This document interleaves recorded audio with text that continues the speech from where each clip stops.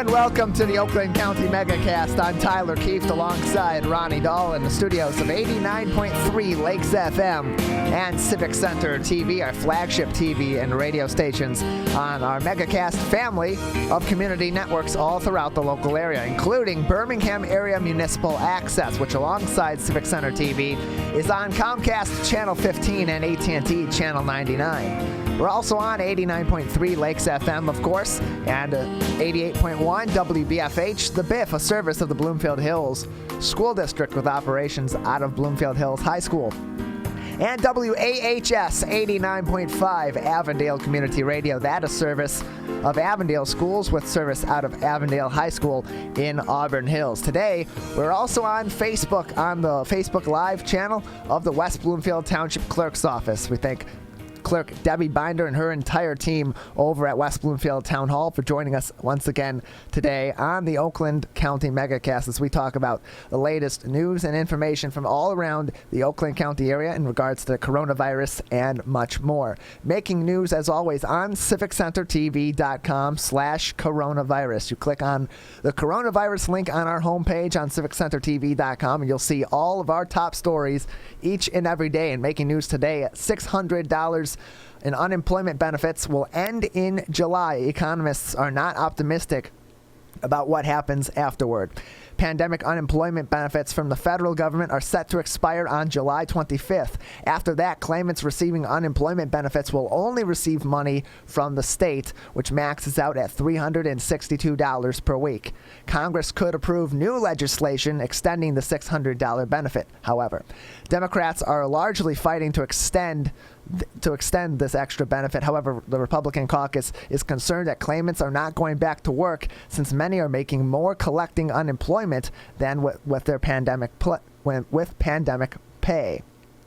With high unemployment rates in the state of Michigan, rising COVID-19 cases, and many businesses having to close, economists are unsure as to what will happen next. And this did come up yesterday, Ronnie, with us as we spoke to Senator Gary Peters about the funding issues, and this is something that he had mentioned. Maybe the HEROES Act, which is another potential supplemental, could help to aid, but a lot of people are going to be losing some of those unemployment benefits, the extra benefit from the federal government, which, as unemployment issues continue to spiral in the state of Michigan from the state UIA, Unemployment Insurance Agency, that extra money has been really helpful to them. So maybe this is something that, for states that are having unemployment issues, might have to be touched on at the federal level as well. This is kind of a touchy subject because I know one of the things we asked Senator Peters is you are having businesses that are struggling getting employees to return. Either, number one, think about it, if you're a restaurant, you're only allowed to have 50% of the capacity. So if you're bringing the employees back, they're not making the money that they once did. Plus, they are also exposing themselves to COVID-19, the potential. So if you're requiring them to come back, but they don't want to, it kind of puts everyone in that sticky situation. They can report them so that they don't get the benefits any longer. But businesses are struggling with this, but employees are struggling with it as well. So hopefully our elected leaders can come together, take these two sides of the issue and come up with a solution going forward. Because I think a lot of people just assume we'd be through this by now. I think that is definitely the case. People were talking, a few weeks we'll be through this, a few months we'll be through this, and I don't think anybody really imagined how severe a pandemic really is, and how severe of a journey it is to get through this process. Other stories making news on CivicCenterTV.com. Beaumont health researchers have reported the development of a new COVID-19 test with a simple saliva swab. They'll give results in 30 to 45 minutes. Researcher Laura Lamb says, quote, its accuracy compares well with the COVID-19 tests that now take days to process. If we really want to manage this, we really do need to have more testing options. The test does not require expensive machinery, and materials are relatively inexpensive and employs technology previously used to detect the Zika virus. It will have to be approved, of course, by the Food and Drug Administration and a corporate backer before it could be made widely available. That story available on CivicCenterTV.com. In terms of coronavirus cases in the state of Michigan, yesterday yesterday, we saw cases hit 295 new cases of COVID-19 in the state with 3 additional deaths. Total cases in Michigan are now 66,171, including 5,975 deaths, with 52,841 COVID-19 recoveries and a total of 7,100 active COVID-19 cases across the state right now. So the new cases is definitely lower than it was yesterday, lower than it's been the last few days. The death toll has risen. Yesterday was the first day since March with 0 deaths. Sunday was the first day since March with 0 deaths, and we began this week with, of course, a 3-death day. So the numbers are shifting a little bit around, but they're staying relatively consistent right around those 300 new cases a week. Let's just hope they don't rise coming out of the 4th of July weekend where so many people got together. So let's hope that this stays flatline like this, because if not, the governor is saying that she's not going to move us forward into that phase 5. A lot of businesses still not allowed to reopen unless we can get this under control. Governor Whitmer has made it clear she is not afraid to even roll back into previous phases if the numbers do not improve, or if numbers, at least in this case, continue to spike and not stagnate, even though there's more testing. That would be a cause for concern, and she has said if they have concerns, they are going to roll back, and they're not going to be afraid to do so. So that's the state response to COVID-19 as it currently stands. To talk more about the federal response to COVID-19 and what's going to go on in the future, we're joined now by our first guest today, U.S. Representative Brenda Lawrence from the 14th Congressional District, with us on the Oakland County Megacast. Representative Lawrence, thank you for being here. Thank you so much for having me, and good morning to everyone. It's a beautiful day, and stay safe and stay cool, too. Yeah, another beautiful day in Michigan, another hot day in the state of Michigan. It's been the status quo lately. So, Representative Lawrence, we recently spoke to Senator Gary Peters about the Federal CARES Act and some of the surprising findings about the distribution of funds across the union. Now coming down the pike is the potential for another supplemental, the HEROES Act. Are you aware of what this bill would include, and how would this aid help local communities in Michigan? Yes, it's critical. When we did the first stimulus package, it was the CARES Act, and we made sure we did funding for small businesses. We did funding for testing for our hospitals, for the Postal Service, and we for PPEs. And now we know that as we continue, this virus is lasting way longer than anyone anticipated, that this is a HEROES Act. And if I could just read some of the provisions of the HEROES Act. We are looking at the broadband access. So many people found out this virus has ripped the scab off of so many social issues in America. One is the lack of broadband, or the lack of access to the internet. We sent our children home and said, learn from home. We sent people home and said, work remotely. In some cases, that just was not a reality. So it will provide $1.5 billion to address the homework gap, is what we're calling it. And it would help for connectability, infrastructure that's needed in rural America. They were hit the hardest, rural America and urban America. Our suburban communities seem to fare pretty well, but we know the infrastructure wasn't even there for the rural communities and urban. The Postal Service, it would be emergency funding. As you know, the Postal Service has not been exempt from this pandemic. The employees, they had to continue to work. They were essential workers. And the Postal Service need to invest in this infrastructure, again, for us to be able to address the concern about voting during this pandemic. Fewer people are volunteering to work the polls, so there's fewer polling locations. And in addition to that, the Postal Service need to invest in upgrading their infrastructure as well. This is the thing that is, to me, is so critical about the HEROES bill. We know that cities and municipalities and state government, county governments has been hit hard. I like to give the example of the city hall shut down, so construction shut down. There is a revenue flow that comes from permits that are paid for to municipalities when there is construction and building. We also know that gambling facilities, the bars shut down, the fees that are paid for liquor license and other things that are usually a part of that is the revenue that cities bring in. The amount of first responders to nursing homes, to for at-home calls during this time where there's so much illness. So we know that cities and states have been hit really hard. And so they have been all, whether they're Republican or Democrat. And that's the thing I loved about when I was the mayor of Southfield for 14 years. We did not say, I'm a Democratic mayor, I'm a Republican mayor. You're a mayor because you have responsibilities to take care of every citizen.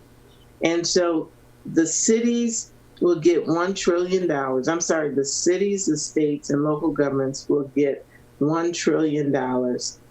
The state relief fund will be $500 million.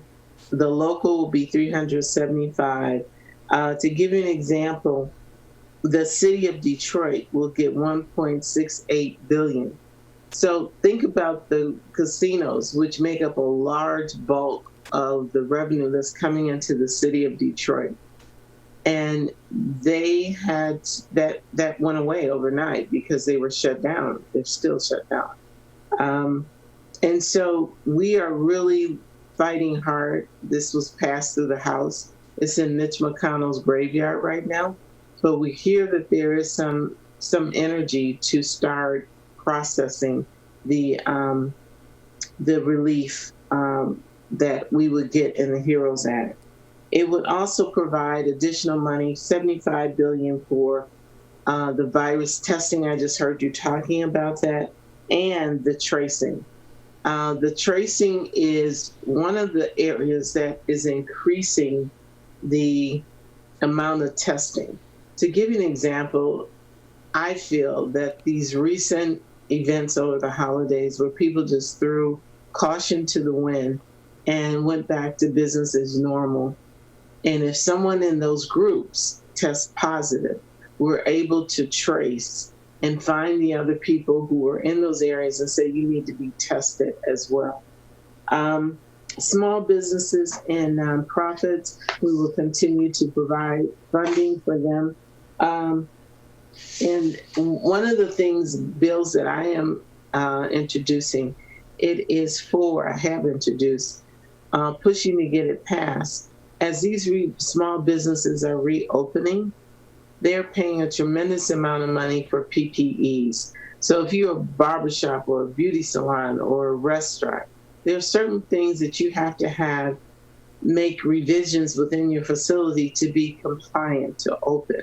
And so there should be a tax credit for that because it's no fault of their own, it's additional cost.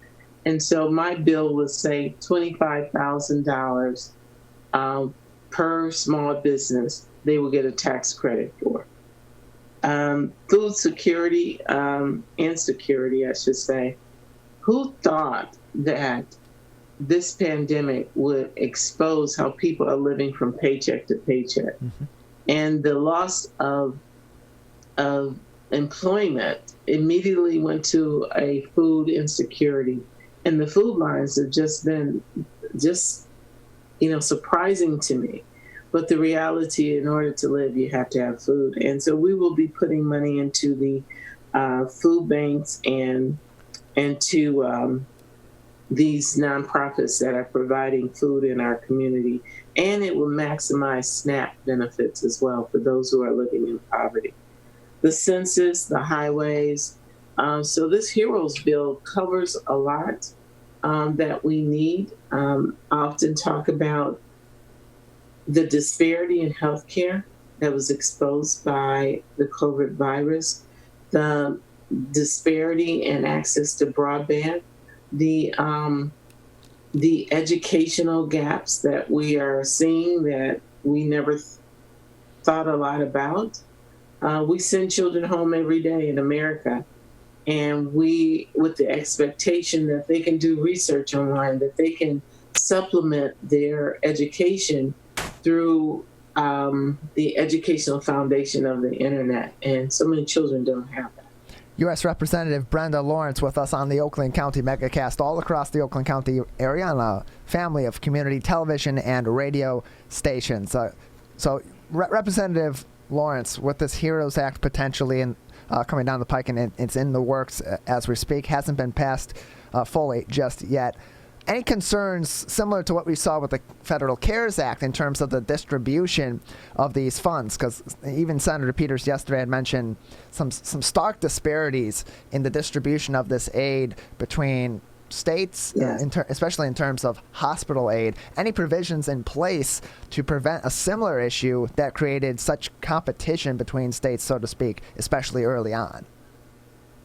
So one of the glaring disparities was the ability of larger companies who have resources inside, HR resources or a financial department that could whisk right through the application. And then on top of that, they had relationships with banks where some of the small businesses, they conduct their business just like we do. They go, they deposit their money, they write a check. They sometimes never go inside the bank.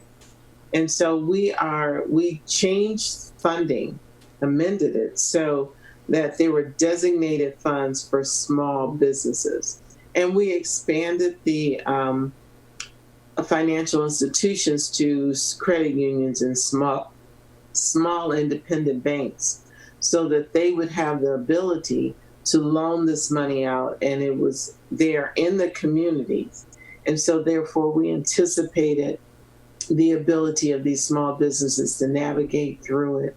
We extended, just recently extended the payback period, which the small business were saying, this is, we can't pay the money back because we haven't even opened up.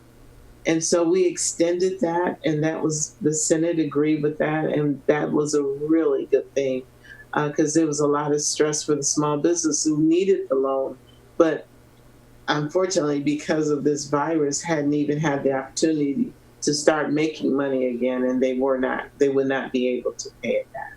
Representative Lawrence, we're not entirely even through this disaster, but in terms of preparation for what may come next, the next unpredictable disaster that we don't know how long it's going to take to recover from, are there any requirements being put in place on a federal level for better preparation or preparing some sort of network of distribution of resources within the country to reduce reliance on foreign aid, especially if we're facing a similar worldwide dilemma in the future?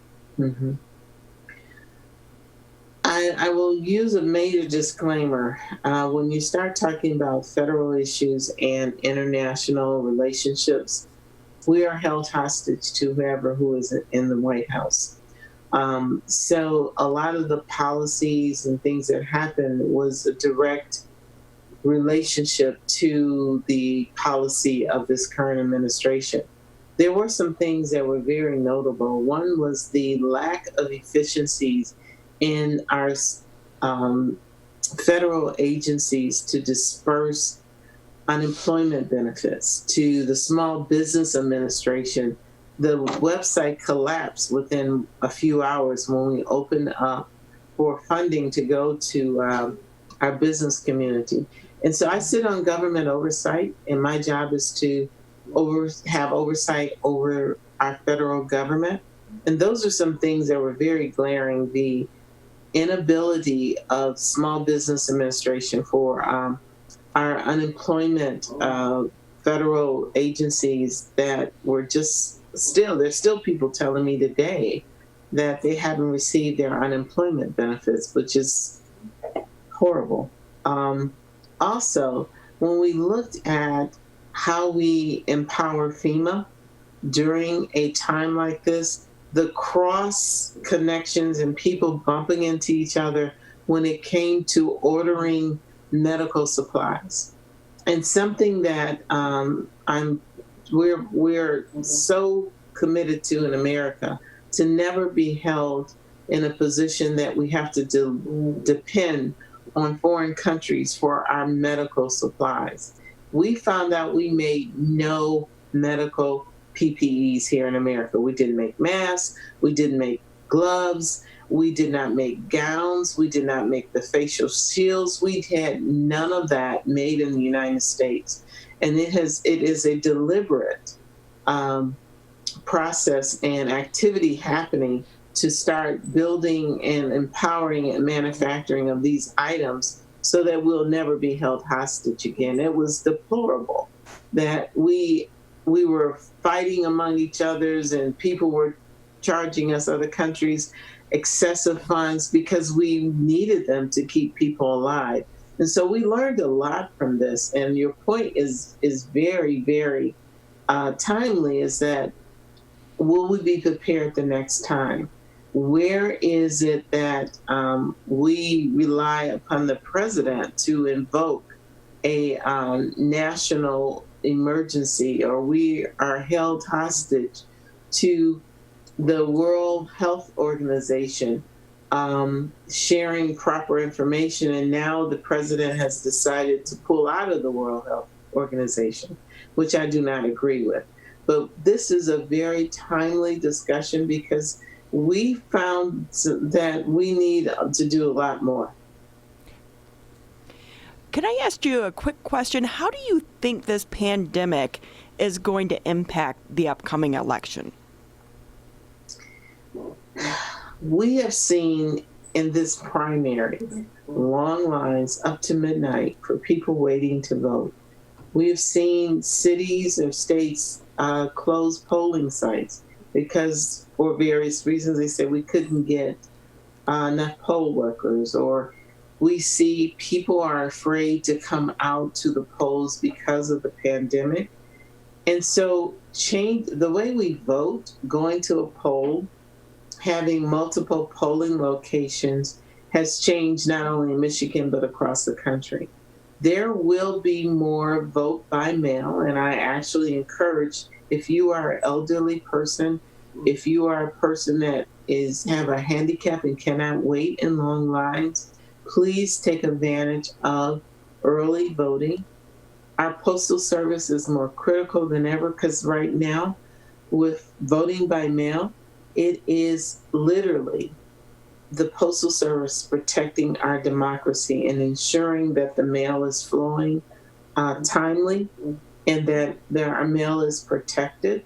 And so I see in this country voting by mail and then the response time to get our election results. In the state of Michigan, the Secretary of State and some city and some clerks have asked for a change in our state law. The law currently says that when you send in an absentee ballot, that you cannot open it or count it until Election Day. And that's why it takes so long to get your absentee results. And in this environment where we're anticipating possibly half or more of the residents in Michigan will be voting by absentee ballot, that we're allowed to open the ballots, stage them, and get them ready at minimum. So when Election Day comes, they can just start feeding them into the ballot readers and the counters. And so that would cut down on that amount of time to get the election results.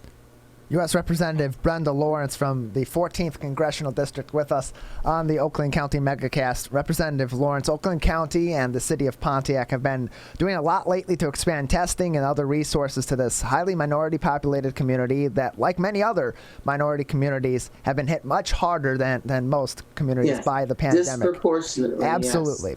Yes.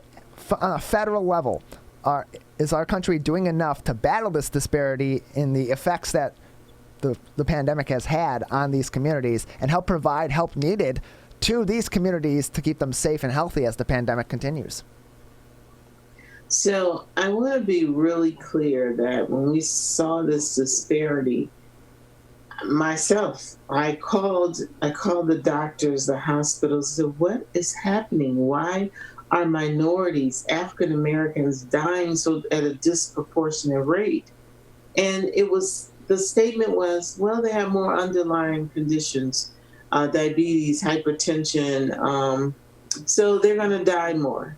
And it was like business as usual. Whoa, wait, that's not acceptable in America, that a certain group of people are going to die more. And so we start peeling back the layers of the onion here.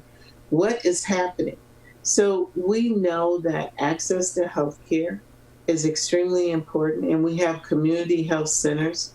And people who are uninsured, it's disgusting that we're having our only option to have insurance for every American, the Affordable Care Act, a tax being made on that without a replacement. Access to health care, food, nutrition.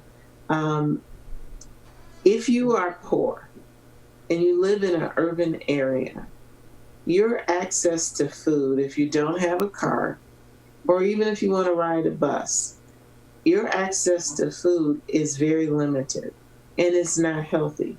And if you're poor and you go to the grocery store and you buy chicken, broccoli, and some potatoes, that's going to cost you about $20, right? But if you go to Wendy's or McDonald's, you can get a Happy Meal for $1 and feed your children. And so you go to the corner store, which is usually not a grocery store, and you go in there, it's only canned foods, which is high in sodium. There's no fresh vegetables.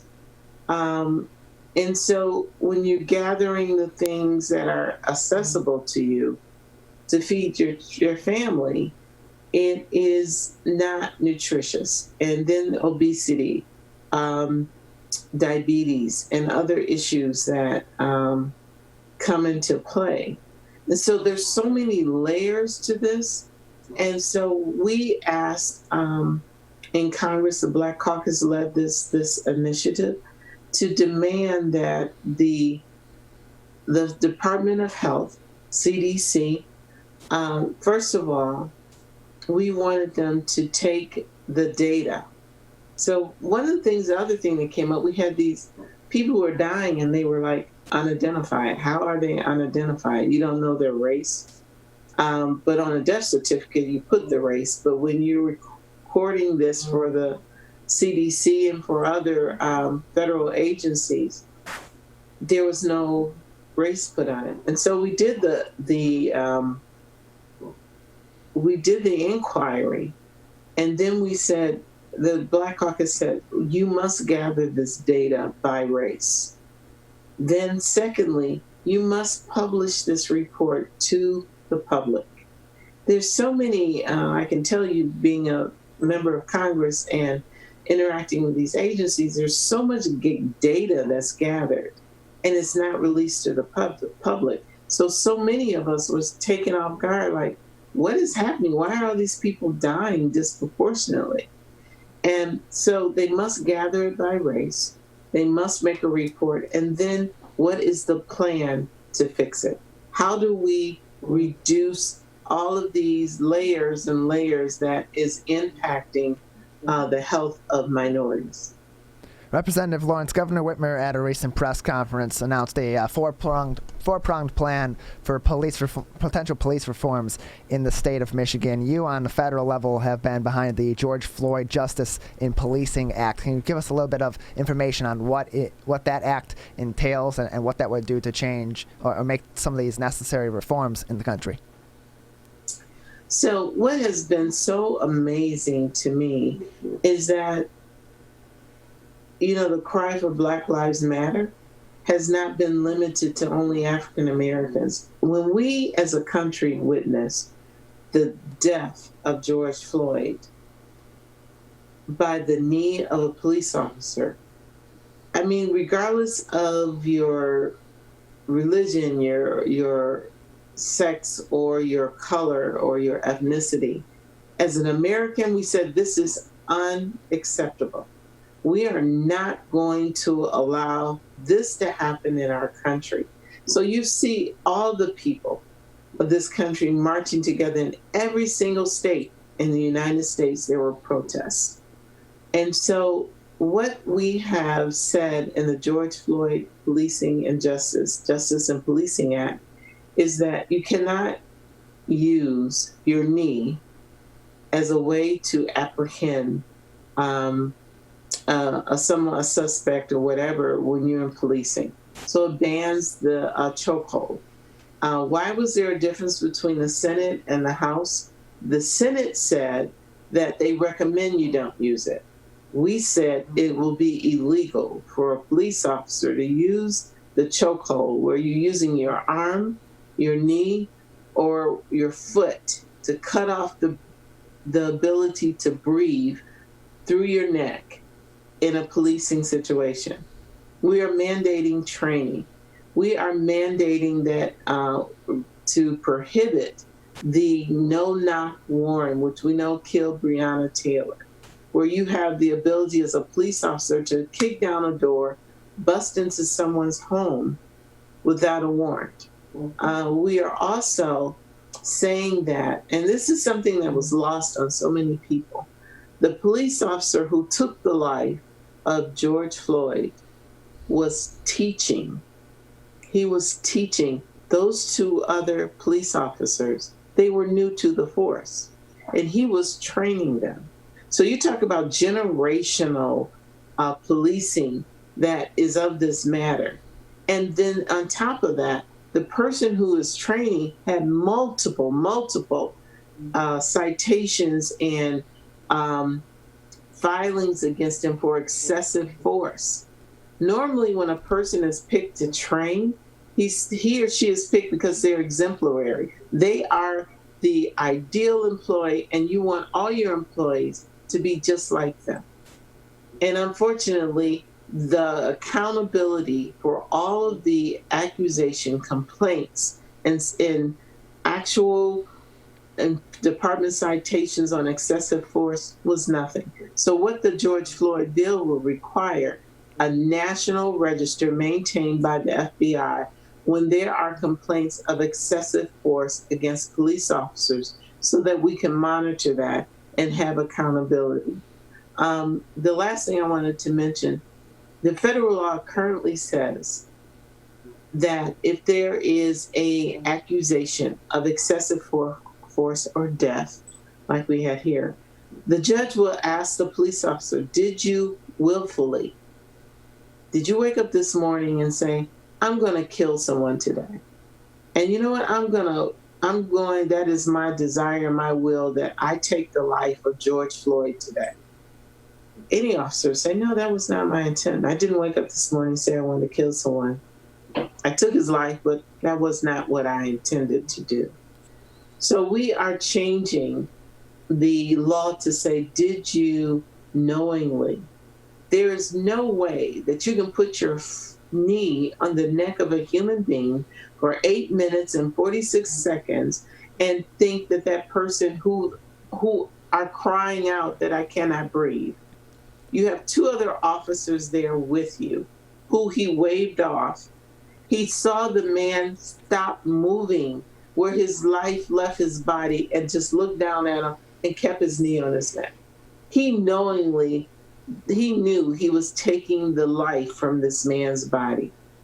And we need to change that because that's not even the law that says a police officer knowingly. So if I bust into a home and start shooting people all in the privacy of their home, did you knowingly know that you could injure or kill somebody by doing that? Absolutely, but now the federal law would not hold them accountable for it. Representative Brenda Lawrence, thank you very much for joining us today. Thank you so much. And for everyone, please be safe. Wear your mask, not only for you, but for everyone, for me, for children, so that we can cut down on this virus spread. Absolutely. Representative Brenda Lawrence with us on the Oakland County Megacast. We thank her for joining us. We're going to take a quick break, and when we return, we'll be speaking with Jane Scott next on the Oakland County Megacast on a family of TV and radio stations. Hi, I'm Dr. Jonay Khaldun. I'm the Chief Medical Executive for the Michigan Department of Health and Human Services. The people who are at highest risk of getting severely ill from COVID-19 are the elderly and those with chronic medical conditions. That includes people with heart disease, diabetes, COPD, or those who have compromised immune systems. People who are in those categories should right now be staying at home as much as possible and not going out if it is not essential. If you fit into one of those categories, those are the things you should do. And if you have a family member who fits into one of those categories, you should be checking in on them and making sure they are following those guidelines. There's something everyone can do to protect the community from COVID-19. Hi, my name is Kurt Lawson, and I'm the Public Information Officer for West Bloomfield Township. We wanted to reach out to you, our older adults, to provide information that you may find useful during this difficult time. We want to ensure you that West Bloomfield Town Hall, our Waters and Utility Department, West Bloomfield Parks, and our police and fire departments continue to work hard on your behalf. Information and resources can be found on the Township website, the police Facebook and Twitter, or call West Bloomfield Park's COVID-19 Help Hotline. Please remember to keep your social distance of at least 6 feet, wear facial coverings when you leave your home, and wash your hands for at least 20 seconds with soap. These precautions will help keep you safe during these difficult times.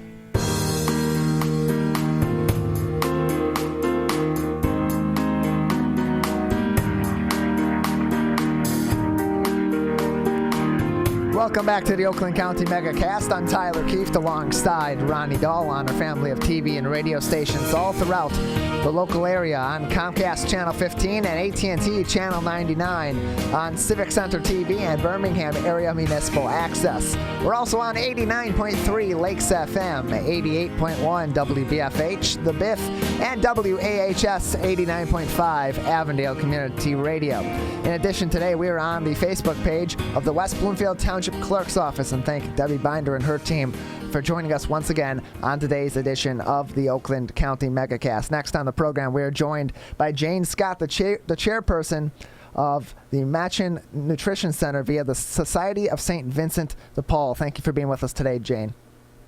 Thank you. So how are you? How's your team at the Nutrition Center? We're hanging in there.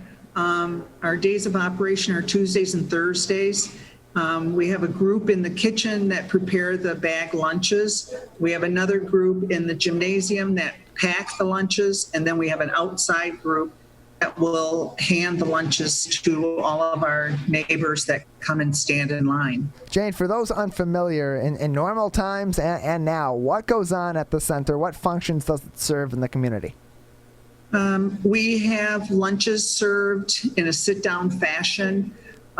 We have fresh produce here that we've had to move outside, and we have an attorney that comes in. We have just other groups, other social groups that come in to help with driver's license, telephones, eyeglasses. We kind of have a lot going on in one single day. Jane Scott with us, the chairperson of the Machin Nutrition Center via the Society of St. Vincent de Paul on the Oakland County Megacast. Jane, distribution of food is obviously a lot different now than it was pre-pandemic. There's a lot of safety precautions that need to be taken into account. What extra precautions have to be taken into account for everyone across the board's sake on your team and those that you're serving? Everyone that comes in through this shopping line, I call it the market outside, must wear a mask. We only allow 2 in at a time for the distancing feature, and we keep hand sanitizer all over the place, of course, but it's a must that they wear the mask. Jane, how has this pandemic impacted your program? Are you having a harder time getting donations or volunteers? And I would imagine that the need is even greater at this time as well. The need is greater, but one thing I do have to say, in our neck of the woods, we're right down the street from Lighthouse. Mr. Coleman hands out food weekly, like big food. We hand out a ton of food on Tuesdays and Thursdays, and it does your heart good to see all of this going. So I don't see where anyone should be hungry. And if they are hungry, they don't want to look or go any place to find food. Jane Scott with us. She is the chairperson of the Match and Nutrition Center via the Society of St. Vincent de Paul with us on the Oakland County Megacast. So with that being said, it sounds like the pandemic hasn't entirely created a shortage of food for the food pantry or a shortage of donations. How have you been able to adapt with so many now in need and still maintain being able to serve these people regularly? In the beginning, we had an issue because normally we serve a hot meal, like I said, where people sit down and enjoy the company of each other. Now we were into lunch meat, tuna fish, things, but now that it's so hot, we don't do the sandwiches with mayo and any of that stuff. So they get a good lunch, they get chips, and if we find out, and sweets, and they get water to go, and they have to just go off the premises as far as that goes to eat. If we know that they're homeless and in need of dinner, we'll give them 2 bags. So each bag consists of 2 sandwiches. Today we're having sloppy joes. So they'll get 2 sloppy joes, potato chips, fresh fruit, a sweet, and anything else that they can get from our little market. So it has gone up as far as our expenses. I think we have kind of control over that right now. So our donations haven't changed. Our volunteers might be an issue coming back because a lot of them are seniors above the age of 65.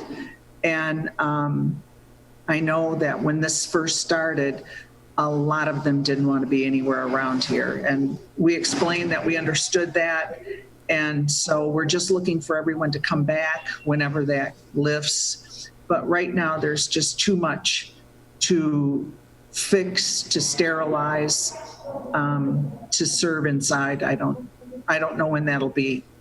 So in terms of delivery of the food between your staff on site and between the volunteers and those that you're delivering to, what safety checks are being put in place to ensure the health of the people both delivering the food and the health of the people that are being delivered to? Well, about the same social distancing. We wear our masks everywhere,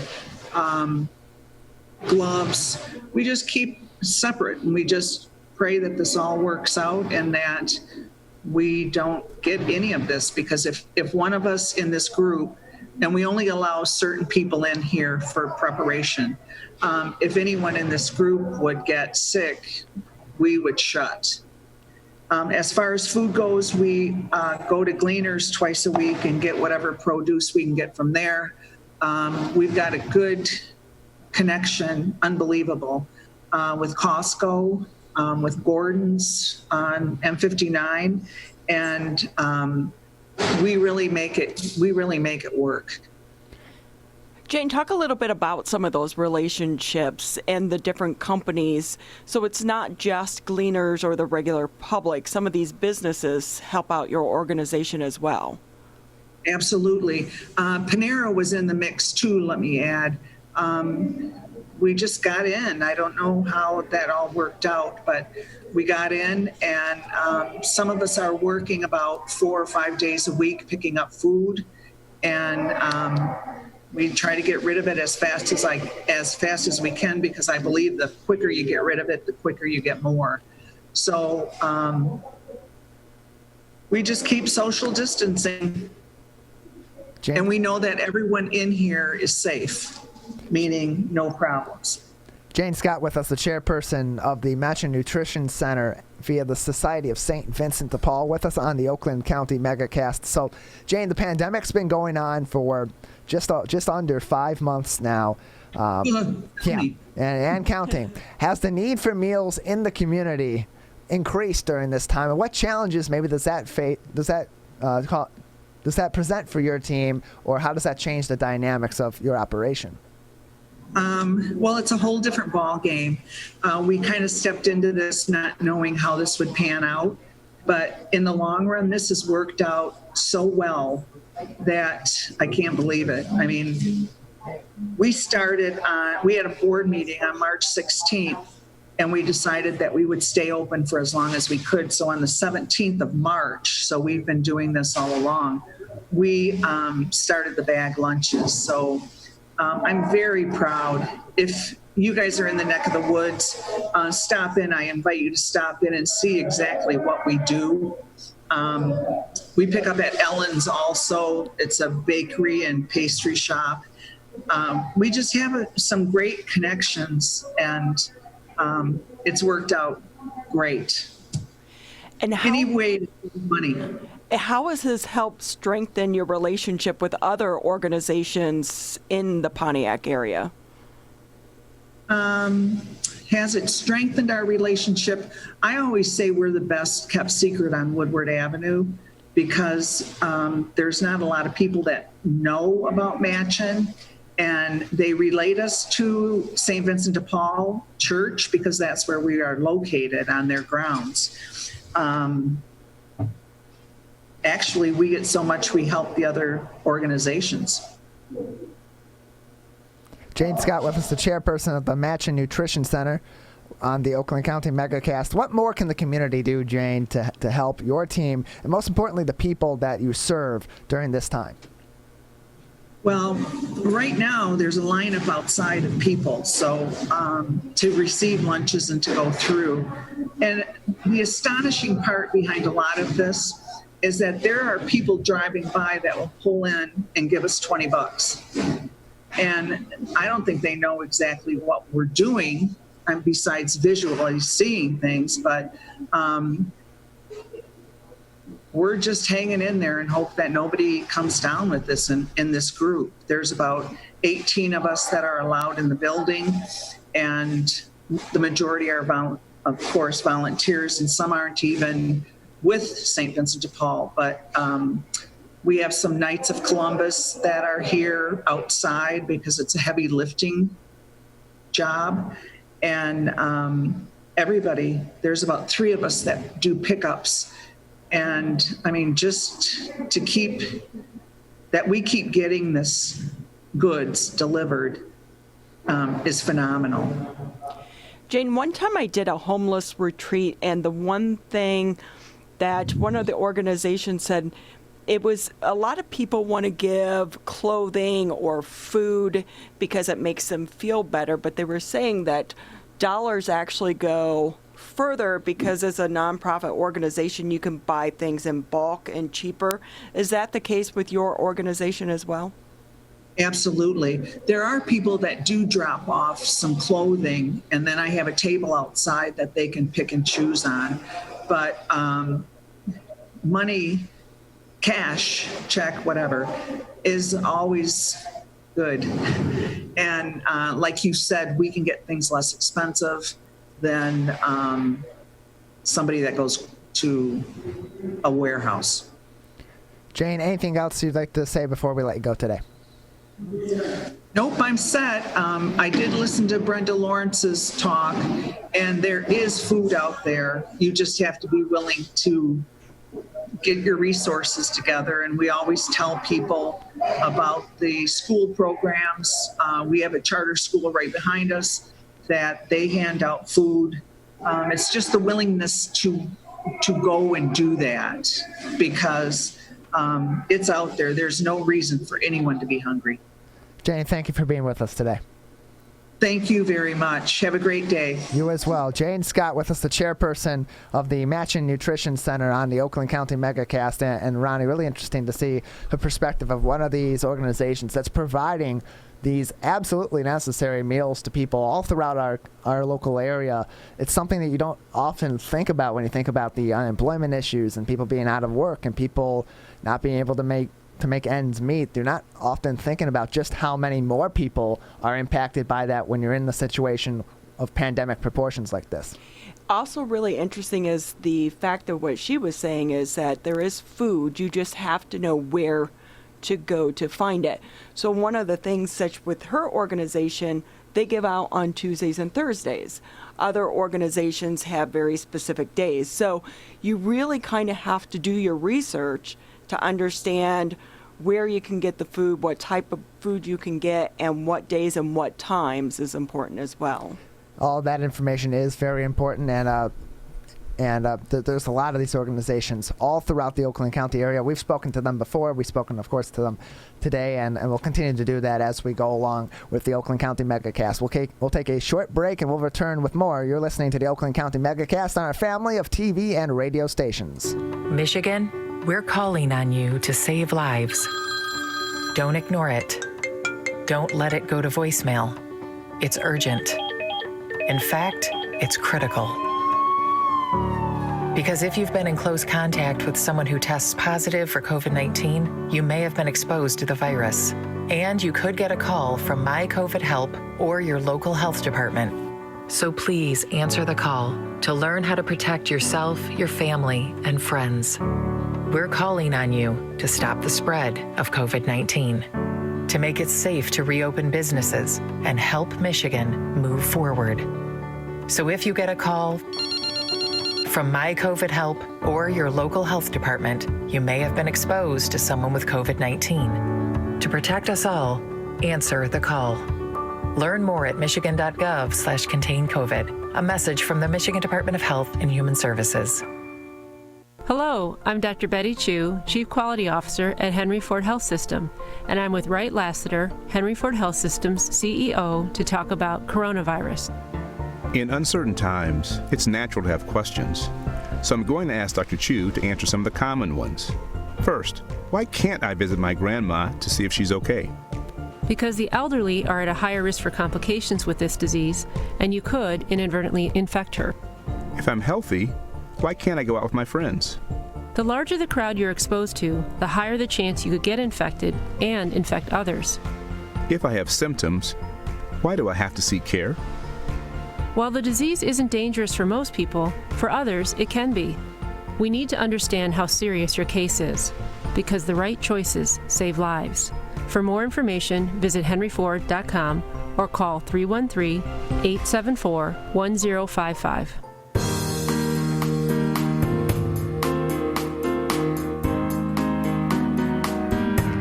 Welcome back to the Oakland County Megacast alongside Ronnie Dahl. I'm Tyler Kieft in the studios of Civic Center TV and 89.3 Lakes FM. We're also joined today, as always, by Birmingham Area Municipal Access, also on Comcast Channel 15 and AT&T Channel 99. WAHS 89.5 Avondale Community Radio out of Avondale High School, under the leadership of station manager Marty Schaefer and their engineer Keith Fraley, keeping us on the air each and every day. And 88.1 WBFH, The Biff, under the leadership of station manager Ron Whittables, a service of the Bloomfield Hills School District. A lot of news in the local area lately, and a lot of things changing in the local area as the COVID-19 pandemic continues into the summer season. That's affecting a lot of different industries, including our local sports industry. And to join us to talk about that now is the chairman of General Sports and Entertainment and the founder, owner, and CEO of the United Shore Professional Baseball League. Andy Appleby joins us now on the Oakland County Megacast. Andy, thank you for being with us today. It's a pleasure. So how are you? How's your team been doing? Well, our league consists actually of 4 teams, and we just started the league this past Friday and Saturday, but because of the governor's orders, we were limited to just 100 people in the entire ballpark. So, but we really felt like after several delayed starts that we had to get started. So we have all our players here now in Metro Detroit. We played our first 2 games, and we're going to play 5 games actually this week. So Wednesday to Sunday, and unfortunately still under this 100-person capacity. And then, we're hoping that buys us some time for the governor to get us into phase 5 at least. What we're suggesting to her right now is that if we could just have a 20% capacity at our games, we can make it work. which again is not ideal, particularly for a ballpark like ours that sold out 62 of its 75 games, and we had 5,000 people there for the last game of the year last year, September 8th, 2019. So to have just 1,000 people is really kind of a crying shame, but we'll take it at this point and make it work. So we're hoping that that's a very modest request, particularly in our case because we're all outdoors and beautiful Michigan air. And we have all of our players play in almost their own little bubble, if you will, where we don't have teams coming in and out. We play all our games out of Jimmy John's Field.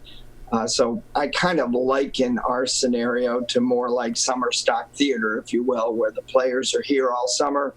And I think we've dramatically reduced the risk of transmissions happening. If a player does test positive, they basically have to go home. So it's the players are doing everything they can not to get in harm's way and not just ruin it for themselves, but ruin it for the league as well. So we've got a lot of issues, but I think we can pull this off. But it starts with just getting a little bit of help from the governor. And so we're working hard to try to get that approval right now as we speak. Andy, for those that haven't been to the ballpark, it is an amazing location, great for families. Since you are under such a limited capacity right now, how are you doing ticket sales? Yeah, so we're not even doing ticket sales, Ronnie. We're just basically, giving the tickets to the suite holders that have every game, the diamond table holders. So season ticket holders per se really aren't even allowed to be there. And I don't mean that in a way that we wouldn't want them to be there. It's just that we have such a limited capacity. And unfortunately, that 100 people really wasn't set up for a ballpark like ours. I mean, the 100 people edict, if you will, was really set up for like a wedding of 100 people. It wasn't set up to be over the 9 or 10 acre parcel that we are. So, you can really shoot a cannon off between people. And so it's unfortunate, this 100-person thing, because we're making more of our partners upset than anything because they can't come. And, it's interesting. You hear a lot of people say, oh, they don't want to be in crowds or whatever. And we're not really going to be that way because we're going to have complete social distance, temperature checks, masks. We have 56 hand sanitizer stations. I mean, we're doing everything imaginable to make it safe. But you would not believe how many families call us every week to say, gosh, I need to do something with my kids. And I think what we're trying to impress on the state is that, people are going to get together. Why not have a really regulated environment like ours, where it's full social distancing, full mask, full temperature checks, and really just a 20% capacity. So, I think they're starting to see it our way, but who knows? Andy Appleby with us. He is the founder, owner, and CEO of the United Shore Professional Baseball League. So you talk about only having a limited number of fans in the stands right now. You're hoping to get that up from 100 to 20% capacity. How does that, as it stands now, and how would it at a 20% capacity change the fan experience from what's usually experienced at Jimmy John's Field? Well, I think, we don't want to kid ourselves. I mean, it won't be quite as fun. But even at 20%, we can have a pretty decent crowd of about 1,000 people. And that'll give it, much more electricity than just 100 people. It's kind of funny. Even in the worst case scenario of 100 people, it's still really fun. And anybody who came to our games last weekend just absolutely loved it. But again, we didn't have quite the bells and whistles and dance crew and all of those things that, we hope to have here in the not too distant future. it's really become, I think, the finest and most successful minor league park in America. And a lot of that is because we have these great partnerships, and those partnerships allow me to invest so much money in the game presentation, and yet it's still very, very affordable for people. So they kind of get this premium multi-million-dollar game presentation for not a lot of money. In fact, a family of four could come to our games and sit on the lawn for $6 a ticket.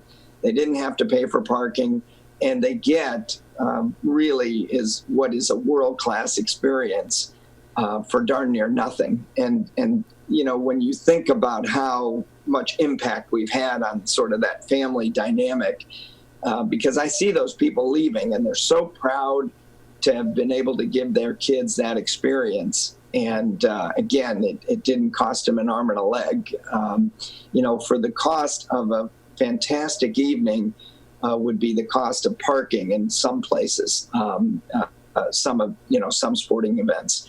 So, it's really caught fire. And this virus, it did not come at an opportune time for anyone, but it really came at an inopportune time for us because we had our largest crowd ever by 500 the last game of the year. We had 62 sellouts, and we had such unbelievable momentum going into March when this all happened. And it's sad because, we actually had a few weeks, 5-6 weeks to spare. We were kind of all hoping that when we flattened the curve as we did in early April here in Michigan, that, things would have been eased up a little bit. But, it's really unfortunate and sad that we really haven't been able to get back to normal. But in our case, we're not even suggesting to get back to normal. We just want to at least be able to have a 20% capacity, which if anybody looked at that, they would come to the conclusion very quickly that this is super safe.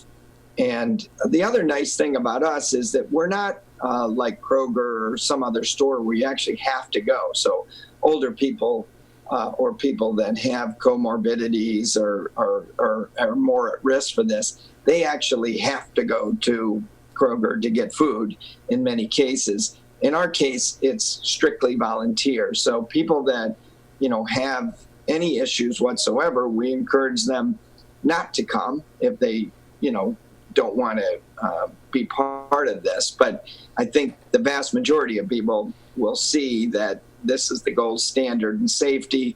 They can still have fun. And, for goodness sake, people with young kids, are really looking for something to do right now. Andy Appleby joining us on the Oakland County Megacast on our family of TV and radio stations, including 89.3 WBLD, Orchard Lake, West Bloomfield, Kego Harbor, Sylvan Lake, 88.1 WBFH, Bloomfield Hills, and WAHS 89.5 Avondale Community Radio. That is 89.5 WAHS Auburn Hills. So, Andy, going forward, the season continues on in the USPBL, in the United Shore Professional Baseball League. It's a different experience than you're going to get at Comerica Park or another a larger stadium in the major leagues. How is this league different than an experience you get at another minor league stadium throughout the country in a smaller market or at a major league stadium? Well, it's a great question, but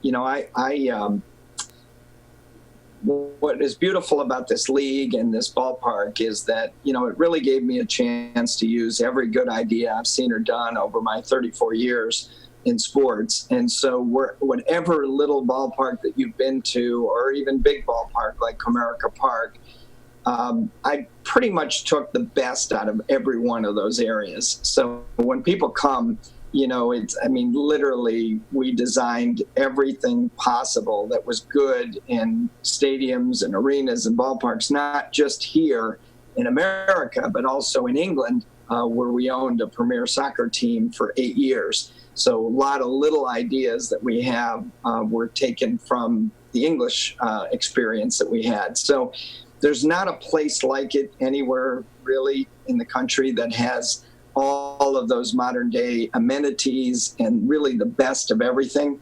And then on top of it, as I said before, you know, I really have I think a pretty good feel for you know, what to invest in and you know, what I think the fans will love.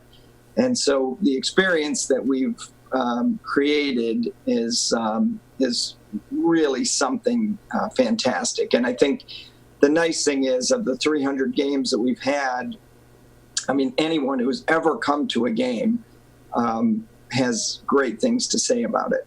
I mean, we haven't necessarily captured all of Metro Detroit, but anyone that has come or anyone here that even if they haven't come, they know of someone that says how great it is. And so it's sad that we won't be able to give that kind of performance this year. But as I said, even at a 20% performance or at 20% capacity, we can put on, you know, probably 90% of our show.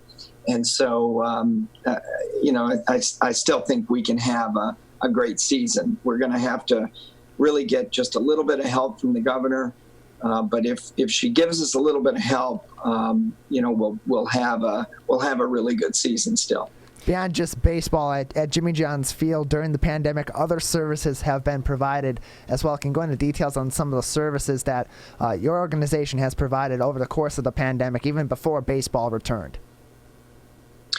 Yeah, so we've done a lot of things with the health departments, and we've done, you know, care packages to all the first responders. We have a standing offer with the first responders that each first responder and their family would have 4 tickets to a game this summer at Jimmy John's Field.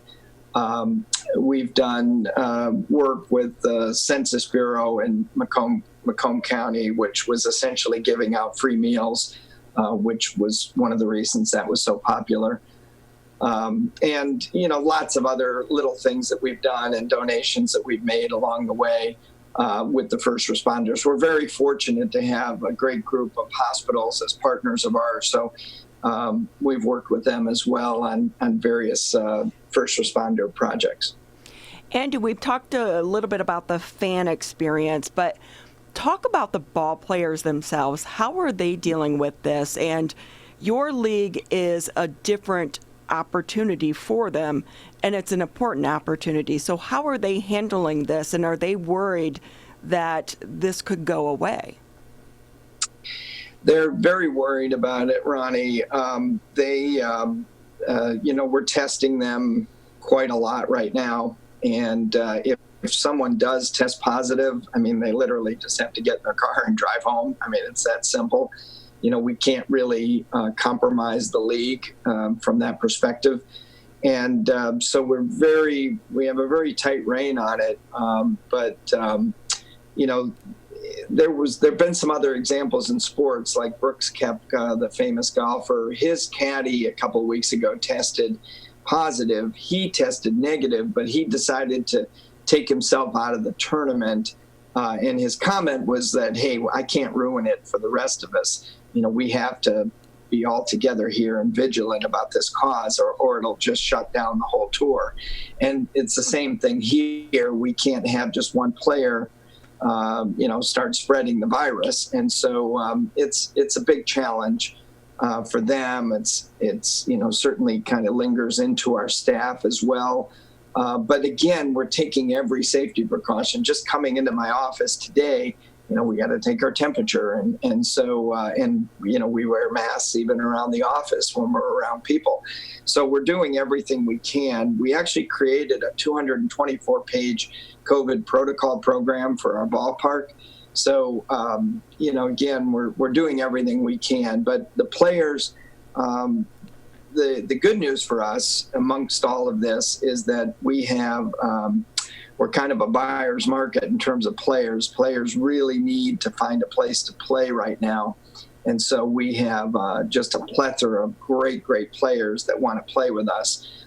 In fact, you know, again, there wasn't even a college season because of this pandemic, college baseball season. So we have lots and lots of players, and as is the case with us, they all are, almost like Hollywood actors and actresses. They just want to get noticed. And if we were having this call 4 years ago today, I would have said, hey, my goal for the baseball side is if we can have one or two of our players signed by major league teams, I'll be happy. And I'm really proud to say that after just four seasons of baseball, we've had 37 of our players signed by Major League Baseball teams. And one of them made it all the way to the Twins and is a pitcher in their starting rotation. And, he would say, just as a lot of our players would say, is, they probably wouldn't even be in baseball today if not for the advent of this league. So it's really special how we've changed the lives of a lot of people, and the economic and social impact we've made in this community is really special. I mean, I've never seen a project fit so well with the old saying, to do well and do good at the same time. This is what this is all about. It gave me a chance personally also to give back to this community that I've had some success in over the last 34 years. And it's just all positive, which is pretty wonderful. And I really miss the interaction because, we talk about how people don't want to shake hands anymore. I literally shook 800,000 people's hands over the last 4 years. And, so it's sad for me because I don't think I even got a cold over that time period. And I still want to shake hands, but not many other people do. Andy, anything else you'd like to say before we let you go? No, but I appreciate your time today. I appreciate having me on my show, and thanks so much. We appreciate having you as well. Thank you. Andy Appleby, the chairperson of General Sports and the founder, owner, and CEO of the United Shore Professional Baseball League, with us on the Oakland County Megacast. We'll take a quick break and return with more. I'm Tyler Kieft alongside Ronnie Dahl, and you're listening to the Oakland County Megacast. Michigan, we still need to stay careful because we don't want to go backwards, back to where we started. So keep standing 6 feet apart. Keep wearing a mask in public. And if you have symptoms, talk to a healthcare provider about getting tested. To move forward, let's all do our part. So stay careful. Michigan.gov/coronavirus. Hello, I'm Dr. Faust, Medical Director for the Oakland County Health Division. Coronavirus disease 2019, or COVID-19, is a new disease caused by a new respiratory virus named SARS-CoV-2. COVID-19 was first identified in December 2019. There is currently no vaccine to prevent coronavirus disease 2019. The best way to prevent illness is to avoid being exposed to this virus. Wash your hands often with soap and water for at least 20 seconds, especially after going to the bathroom, before eating, and after blowing your nose, coughing, or sneezing. Clean and disinfect frequently touched objects and surfaces using a regular household cleaning spray or wipe. Avoid close contact with people who are sick, and avoid touching your eyes, your nose, your mouth. Cover your cough or sneeze with a tissue and throw the tissue in the trash. Finally, stay home when you're sick. For more information about coronavirus disease 2019, go to oakgov.com/health or call 1-800-848-5533.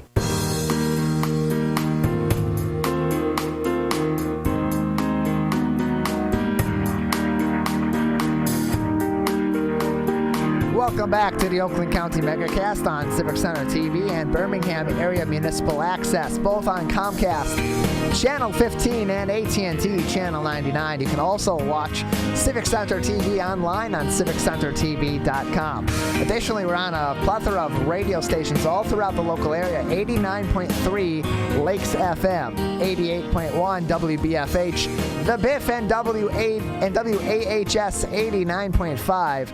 Avondale Community Radio, that the service of Avondale Schools, and we thank them for joining us each and every day. And today, we're on the Facebook page of the West Bloomfield Township Clerk's Office via Facebook Live, talking about a lot of different issues throughout the local area as they're pertaining to COVID-19. And among COVID-19's impacts, it's also been impacting nonprofit organizations. And joining us now to talk about one of those organizations is Sherry Doherty. She is the Director of Development at the Sweet Dreams Project. Sherry, thank you for being with us today.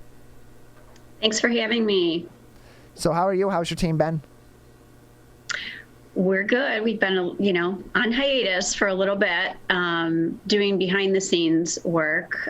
So the goal of our foundation is that we go out into children's homes that are ill, and we create dream bedrooms for them. And obviously we have not been going out into the homes since this all started, but we are looking to get started up again. So we're excited about that. So beyond, of course, the physically going to these locations and installing these new dream bedrooms for these chronically ill children, how has COVID-19 otherwise impacted the operations of the Sweet Dreams Project?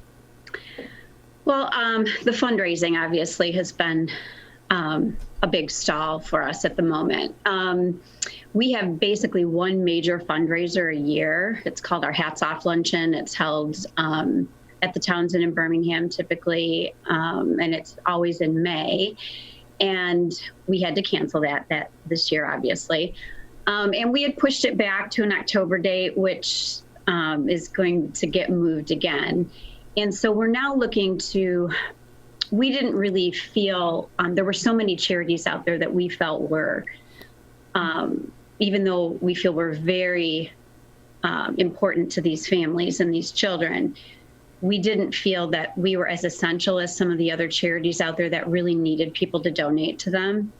So we weren't out creating campaigns in the last couple of months to try to get funding to make up for our fundraiser. We really felt that there was such a need for other charities that provide food and clothing and things that are so essential to families. And we wanted to see people putting their money towards those.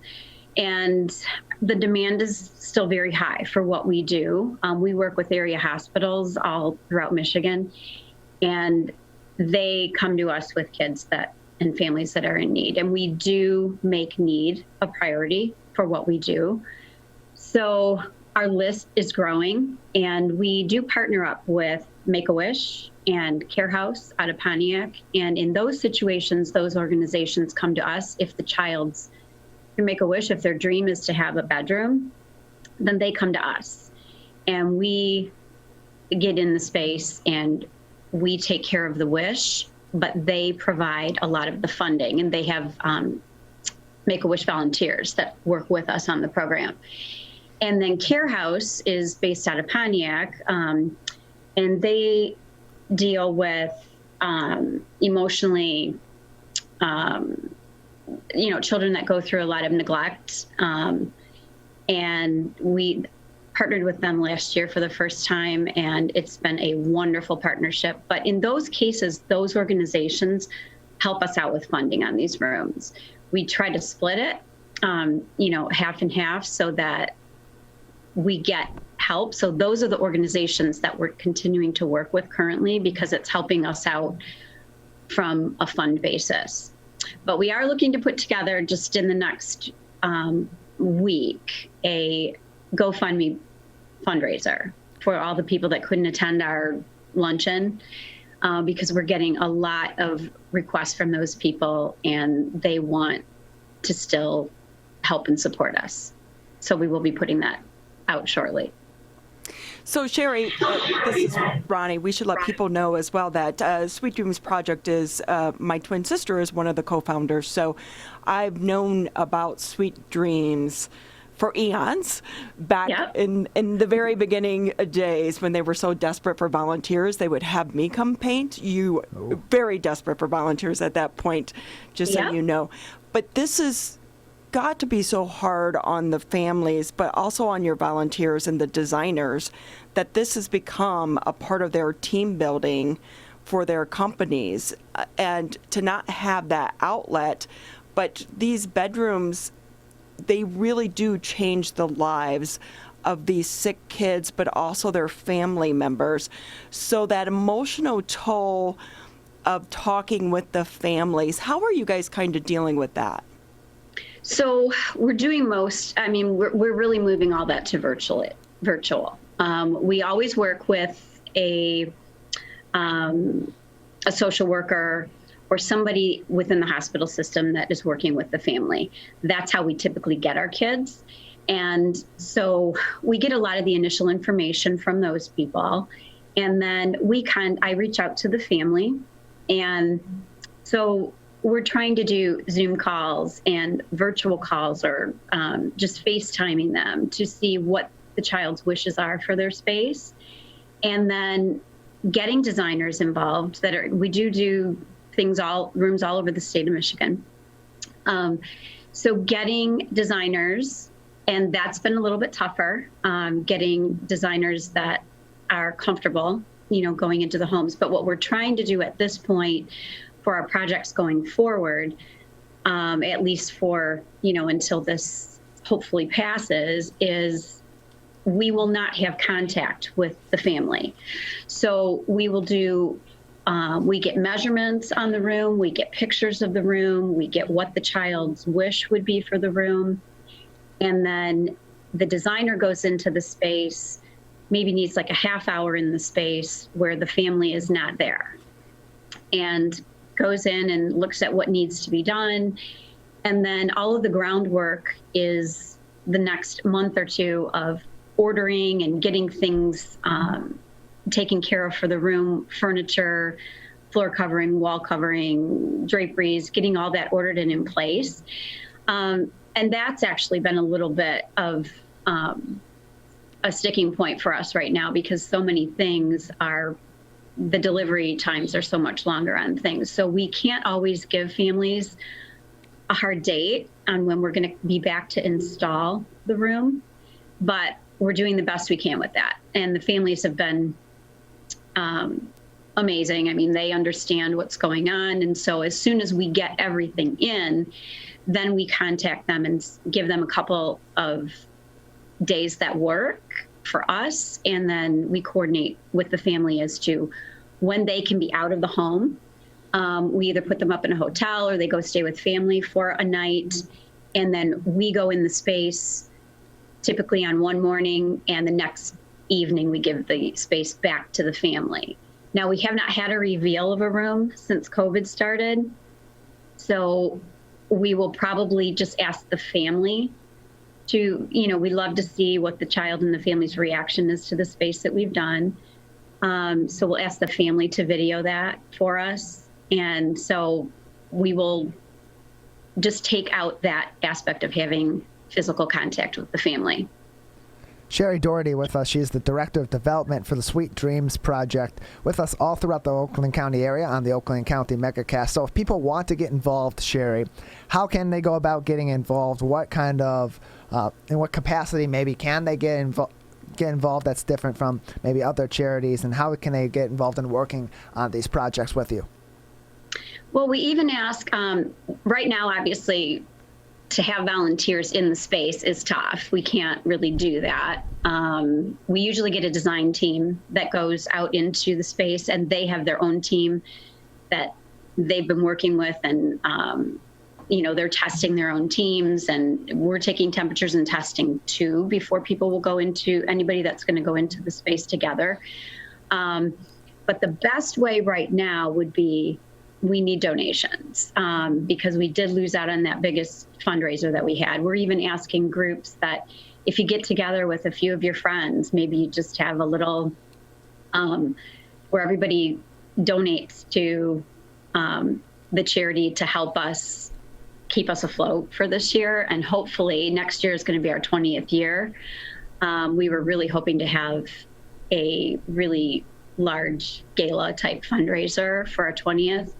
But at this point, we're going to be putting together this GoFundMe page, which will have a video of some of the befores and afters of the rooms that we've done.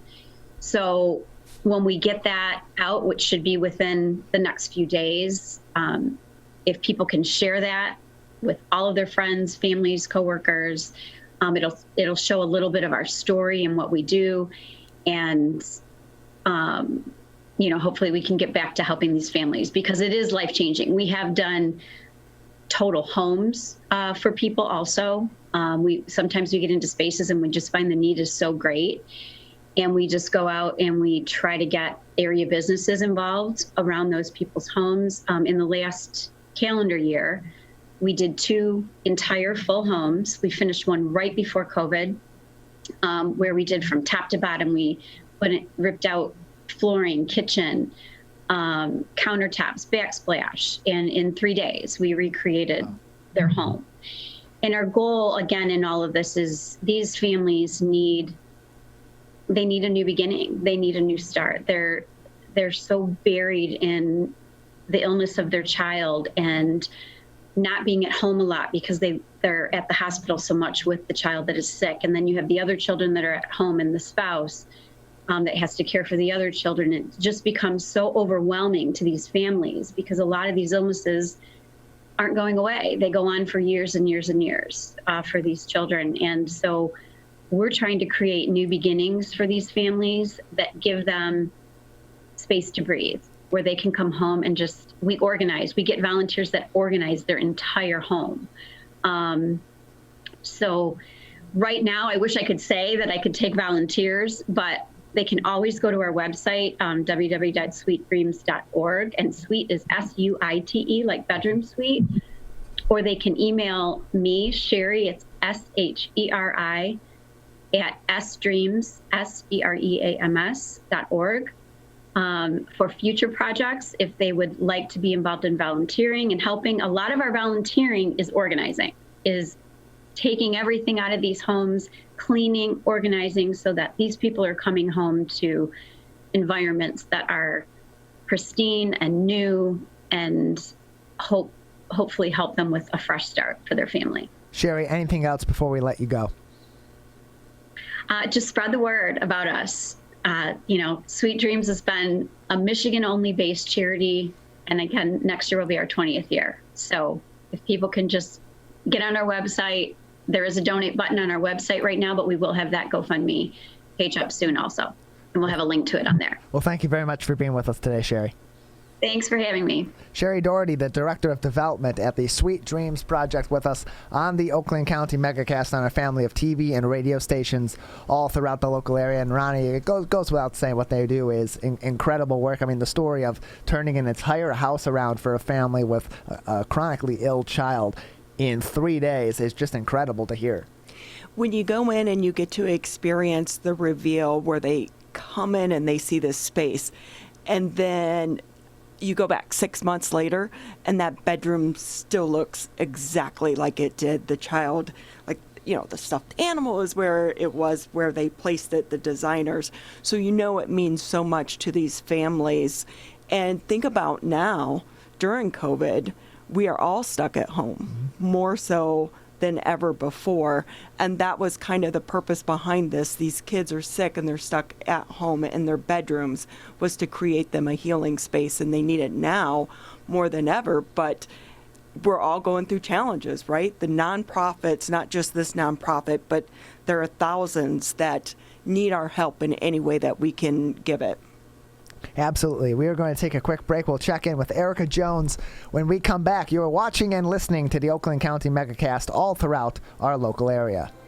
Michigan, we still need to stay careful because we don't want to go backwards, back to where we started. So keep standing 6 feet apart. Keep wearing a mask in public. And if you have symptoms, talk to a healthcare provider about getting tested. To move forward, let's all do our part. So stay careful. Michigan.gov/coronavirus.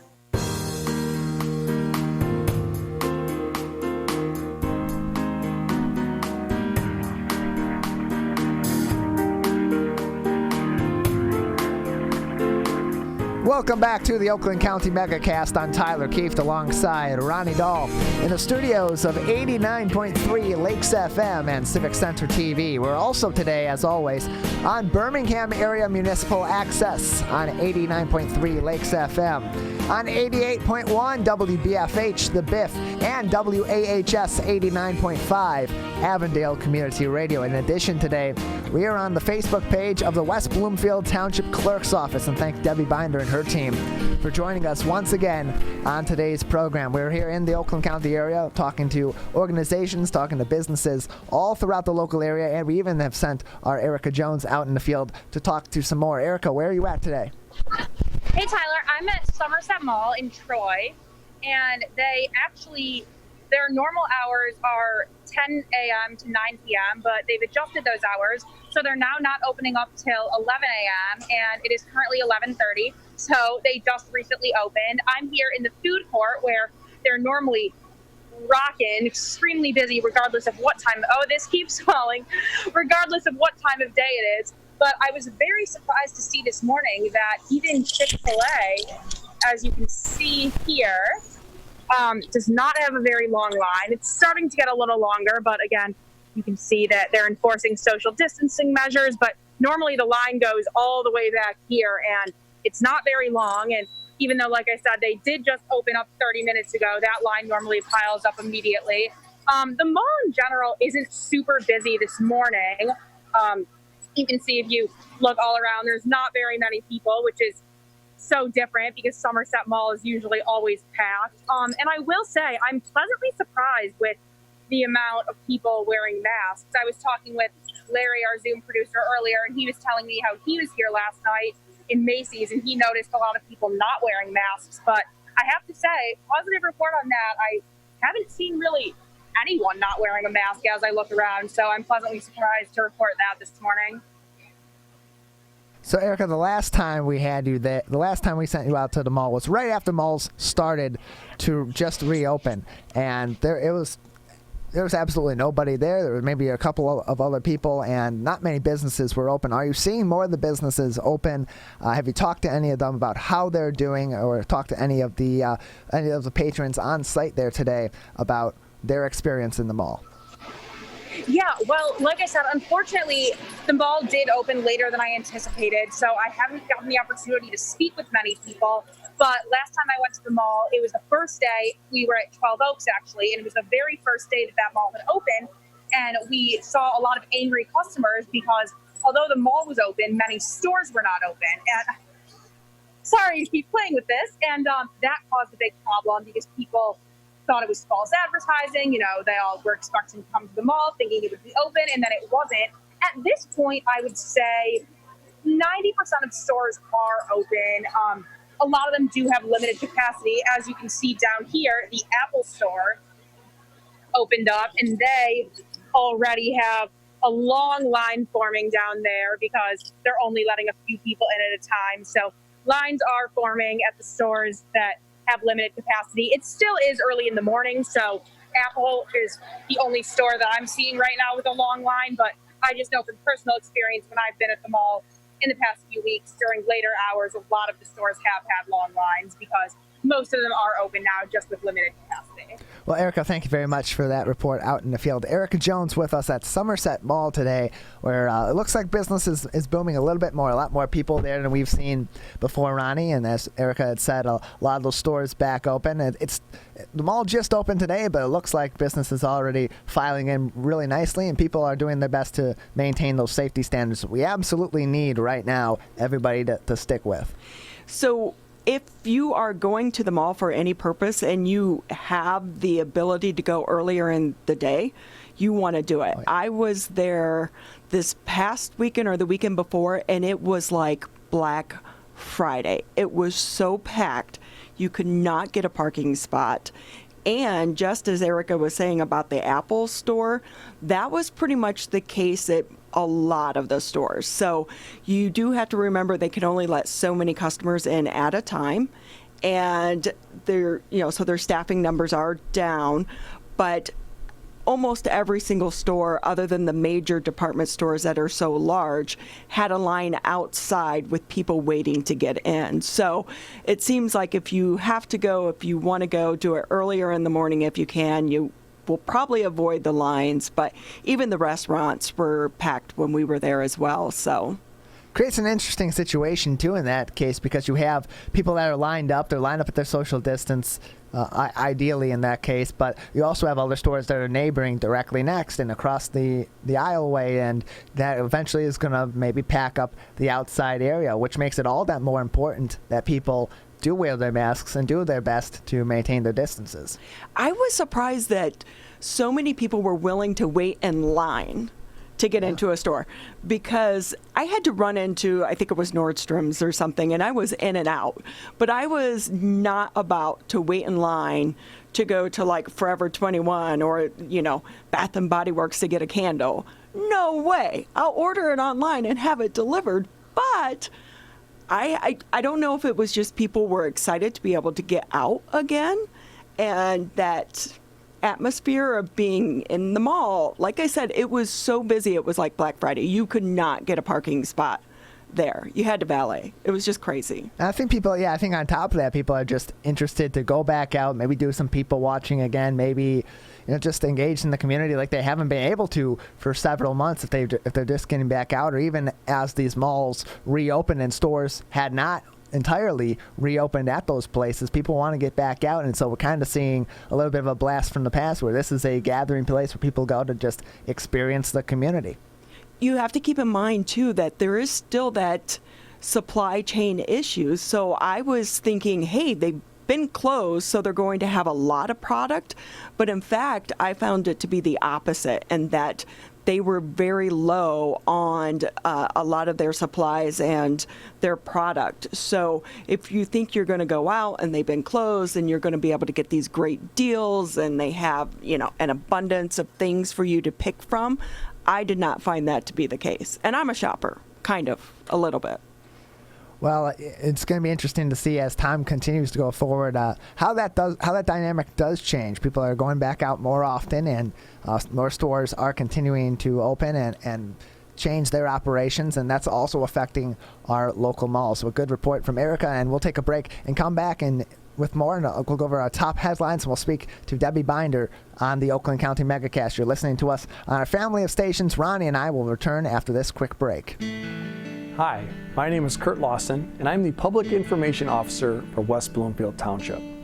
We wanted to reach out to you, our older adults, to provide information that you may find useful during this difficult time. We want to ensure you that West Bloomfield Town Hall, our Waters and Utility Department, West Bloomfield Parks, and our police and fire departments continue to work hard on your behalf. Information and resources can be found on the Township website, the police Facebook and Twitter, or call West Bloomfield Park's COVID-19 Help Hotline. Please remember to keep your social distance of at least 6 feet, wear facial coverings when you leave your home, and wash your hands for at least 20 seconds with soap. These precautions will help keep you safe during these difficult times. Hi, I'm Dr. Faust, the Medical Director for the Oakland County Health Division. The most important thing you can do to prevent the spread of illness is to wash your hands thoroughly and often.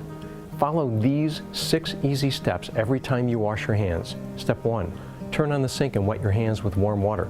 Step 2, apply soap to your hands and lather between your fingers, under your nails, and the front and back of your hands and wrists. Step 3, wash your hands by scrubbing them together for at least 20 seconds. Step 4, rinse your hands with warm, clean water. And step 5, dry your hands with a clean cloth towel, a paper towel, or hot air blow dryer. If you're using a cloth towel, make sure to change it often. For handheld faucets, turn off the water using a paper towel instead of your bare hand. Step 6, if you're using a paper towel, throw it away. Practice healthy habits like washing your hands after coughing or sneezing into them to keep you and others healthy. Go to oakgov.com/health or call Nurse on Call at 1-800-848-5533 to learn more.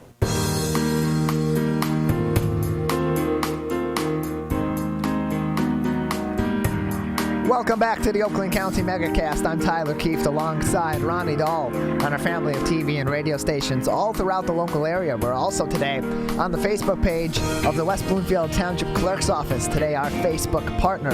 And we thank them very much for joining us for the entirety of today's program. Making headlines now at civiccentertv.com/coronavirus, where you can find updated headlines and top stories each and every day. $600 in unemployment benefits will end in July. On July 25th, the extra $600 benefits from the federal government for unemployment will expire. After that, claimants receiving unemployment benefits will only receive money from the state, which maxes out at $362 per week. Congress could approve new legislation extending the $600 benefit. Democrats are largely fighting to extend. However, Republicans are concerned that claimants are not going back to work since they are making more money collecting unemployment than they were previously due to the pandemic pay. Also making news today, a petition drive to repeal Governor Whitmer's emergency powers begins this week. Signature collection plans have been set, and members for Unlock Michigan will begin petitioning for the repeal of the Emergency Powers of the Governor Act of 1945 this week. Governor Whitmer has called the petition drive irresponsible and dangerous as coronavirus cases are on the rise in the state of Michigan.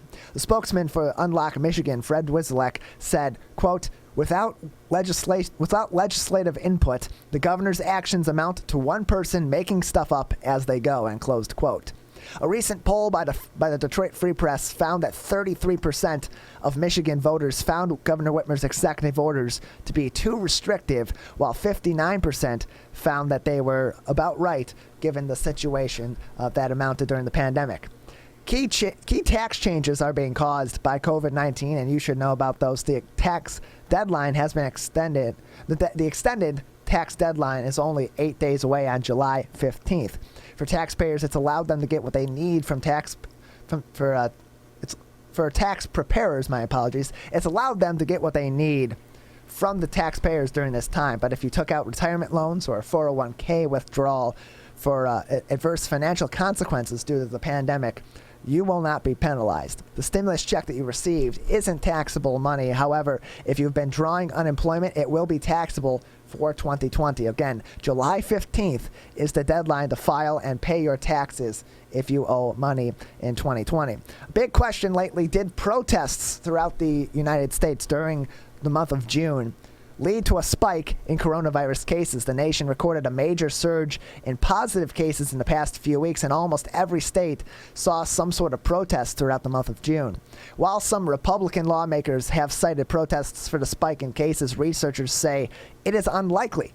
A paper released by the National Bureau of Economic Research says no, the 300 city protests have not led to a spike in cases. Experts say that if they had driven the giant rises in jumps, they would have been apparent within 2 weeks of those events. So those protests not entirely being to blame for the rise in COVID-19 cases that we've seen recently. Again, we got to go back to there's been a lot more testing, and that's going to, of course, lead to more cases. We got to just keep track of the severity of those new caseloads and make sure that they're not continuing to spike as time goes on, and that they're remaining at least somewhat consistent. That'll give us a broader scope. Well, we had actually asked Dr. Faust about this the other day. Could the protest lead to the spike? And he said no, the reason why we weren't seeing the spike following the protest because they were outside, and that does help diminish the spread.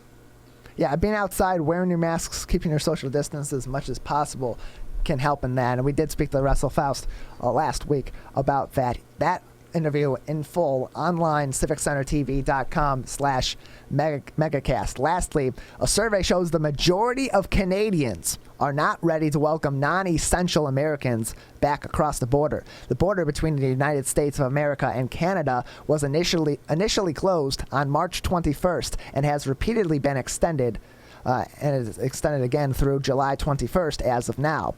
A recent survey reported that a large majority of Canadians are not ready to welcome non-essential Americans back into their country. The survey indicated that such a response is due to the U.S. response to COVID-19. While Canada has had about 107,000 cases, the U.S. leads in positive cases today with a number close to 2.9 million. So Canada's saying, okay, well, we need some Americans to cross over for work and for other necessary purposes, but other than that, we're going to keep our borders closed. We're going to continue to take as much caution as possible as America continues to see some states with some minor spikes like we've seen in the state of Michigan, but others, including some border states, that have had significant rises in coronavirus cases as of late. This really isn't that surprising to me at all. No, it doesn't surprise me at all that they would continue to close the border for those very reasons. And lastly, the update on coronavirus cases in the state of Michigan. As of June 6th, yesterday, positive COVID-19 cases hit 295 at the end of the day, with 3 deaths. Total cases in Michigan is now 66,171, including 5,975 deaths. COVID-19 recoveries are now in 52,841, and a total of 7,100 active COVID-19 cases are currently what's the status quo across the state. That's what's making headlines on civiccentertv.com/coronavirus. We talk about all these news stories with our guests each and every day, and if you missed those interviews or you want to rewatch parts that you maybe missed or get the most important moments, you can go to civiccentertv.com/megacast, where we have full episodes, short clips, and full interviews from each and every edition of the Oakland County Megacast. And additionally, we have information about our partnering TV and radio stations. We're going to take another quick break, and when we return, we'll speak with Debbie Binder, the West Bloomfield Township Clerk. You are watching and listening to the Oakland County Megacast on our family of TV and radio stations. Technology like smartphones are wonderful devices to reduce social isolation in older adults. You can call grandchildren, phone friends, participate in fitness classes, and play games. But you need to stay mindful of scams. Scams related to the COVID-19 virus are rising. These include attempts to obtain personal information from seniors, including pitching unreliable products, advice, tests, and cures. You need to stay vigilant and be cautious. If you feel that you have been taken advantage of, it's okay for you to reach out to somebody you know and seek out advice, or even contact your medical provider. Thank you.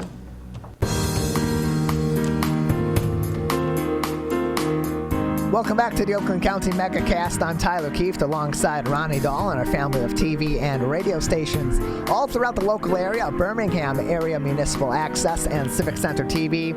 And on the radio, 89.3 Lakes FM, 88.1 WBFH The Biff, and WAHS 89.5 Avondale Community Radio. Today, we're also joined on Facebook via Facebook Live by the West Bloomfield Township Clerk's Office. And joining us now from the Clerk's Office is the West Bloomfield Township Clerk, Debbie Binder. Debbie, thank you for joining us again. Thank you for having me again, Tyler. Good to see you. Yeah, good to see you too. How's your team been at the Clerk's Office? We have been busy. We have already issued more absentee ballots than we processed in the gubernatorial general in 2018. So we have been really busy in the clerk's office. In terms of election worker need, with that extra influx of absentee ballot applications and absentee ballots that have been filled out coming in, how is that need being worked through? Are you moving some of your election workers around to absentees instead of to precincts? Will precincts maybe be closed? Are you still seeking additional election workers than you already have? Absolutely. We're always seeking additional election workers because we do staff to between 250 and 325 on election day. We also have a group of temporary workers that come in and help prior to an election. And with the numbers that came in, what we did was bring in more and bring people in earlier than we typically do, because the numbers, we could see what was going to happen, and it has been a huge number of absentee ballots and absentee ballot applications. So yes, we do have temporary workers. We are always looking for more election day workers. As far as what we think is going to happen in the precinct, at this point, we're still operating as though it's going to be a traditional election with precincts and an absent voter counting board. but we believe both will be up. Between the increase in turnout and the increase in newly registered voters in West Bloomfield Township, we anticipate that the absent voter counting board will have historic numbers, but we may not see a big decrease in the polls because we still have an increase in turnout and an increase in newly registered voters. We anticipate both will be busy. Obviously, we're watching the nature of COVID, and definitely that will affect a change in voter habits. So that will affect what we have going on Election Day.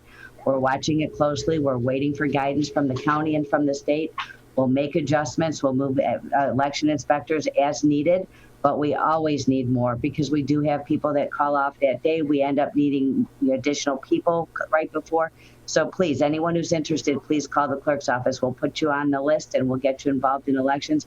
Great way to give back to the community, and it's a great opportunity to get something on your resume or your college application. We have people, any kids who are over 16, we don't have any age requirement, but we like to get the youth involved in the less vulnerable population right now. And it's a wonderful opportunity for them to get something on their resume and on their college application. So please encourage your listeners to reach out and consider working an election. Debbie, as a voter, we have become accustomed to almost getting the results just as the polls are closing. I would imagine with more absentee ballots, is that going to be a delayed process now? Like, how long could it take for us to get the results of an election? I actually just wrote a letter about that last night. There is a concern about the delay to get election results now, but there's a lot on the back end that does affect that. We have human beings in an absent voter counting board that we can't release until those ballots are counted. So keeping people for 24, 36, 48 hours is inhumane. So we are doing our best to make sure we can get them counted as quickly as possible. Might it be later in the evening? Yes, there may be a delay in getting reports earlier in the evening, but we're going to do our best, and our goal is to make sure that we can humanely discharge our election workers without having them wait until the next day for the results. Debbie Binder with us, the West Bloomfield Township Clerk on the Oakland County Megacast. Debbie, in terms of in-person voting, we've talked previously on other shows about the preliminary plans that are in place in West Bloomfield for safety guidelines at the polls. Has anything changed in that regard? Are plans in place depending on what phase of the Michigan Safe Start plan maybe we're in? And how are polls going to look different maybe in these upcoming elections than they have in the past? I think our plan is to go forward with the safety precautions regardless of where we are in terms of that recovery. So that will include, my election workers will have the opportunity to have a mask and or a face shield.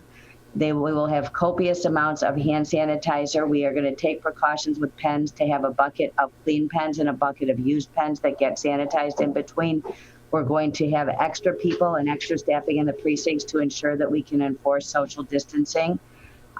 We're going to definitely encourage mask wearing, and we may look into, depending on what we anticipate the turnout, having a place for people to vote outside the precinct, right outside the building, if they're not wearing a mask. We're going to take the most precautions we can. We do need to protect our election workers as well as the public, and I think it's an important time, and most people understand how important it is to take steps to ensure safety.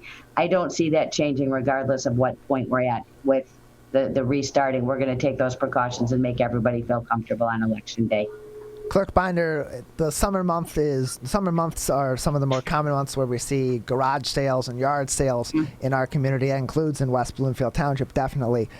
We've also heard in the news recently some concerns, some issues even, with the spread of COVID-19 from garage sales that maybe haven't been taking the proper precautions or have had people patronize them that haven't taken the proper precautions. What's the process in West Bloomfield of applying to legally be able to run a garage sale, and is that different now? Are there other regulations now in place due to COVID-19 that may complicate that a little bit? Well, what we've done, because it actually turns on to the person who's hosting the garage sale, the responsibility.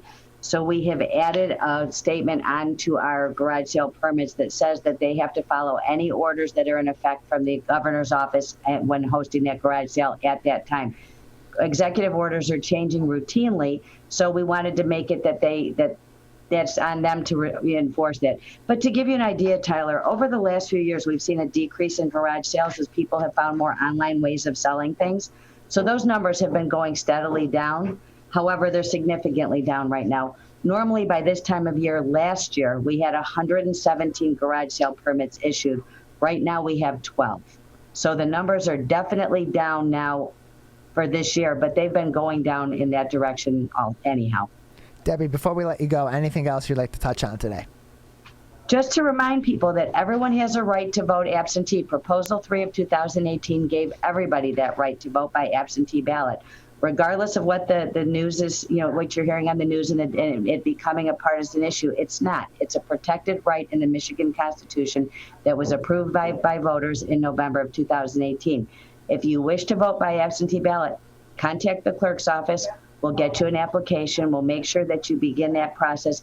Absentee voting is a two-step process. You have to fill out an application where we verify the signature, and then we verify the signature again when that signed ballot comes back. So it is a two-step process, but it is available and a right for everybody. So we encourage people this year, if anyone's nervous about going to the polls or uncomfortable, remember that option is available to you and is your right.